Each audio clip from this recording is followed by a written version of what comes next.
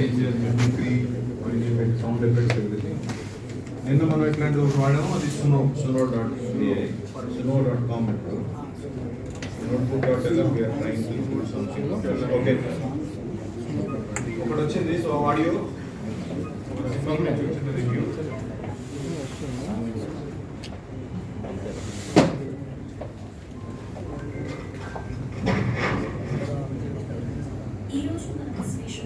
ప్రేమ లేదని స్క్రిప్ట్ గురించి మాట్లాడుకుందాం.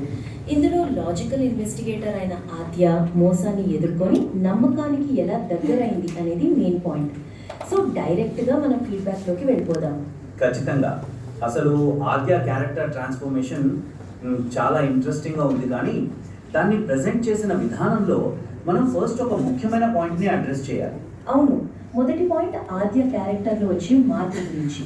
ఇక్కడ వీక్నెస్ ఏంటంటే 80 నుంచి 88 సీన్స్ చదువుతున్నప్పుడు ఆద్య తన తప్పును తెలుసుకునే విధానం కేవలం మీరా చెప్పే మాటల మీదే ఆధారపడి నడుస్తుంది. రైట్, అదే నాకు అనిపించింది.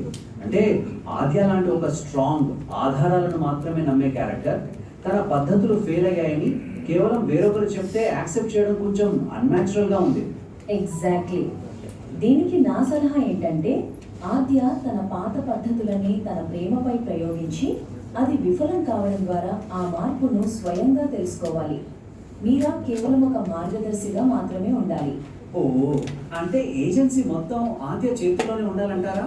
అవును. ఉదాహరణకు 81వ సీన్లో తను కేవలం కూర్చొని మీరాతో మాట్లాడే బదులు తన ఆఫీస్లోని వైట్ బోర్డ్పై కళ్యాణ్ చేసిన పనులన్నింటినీ ఒక కేసులా సాల్వ్ చేయడానికి ట్రై చేయాలి.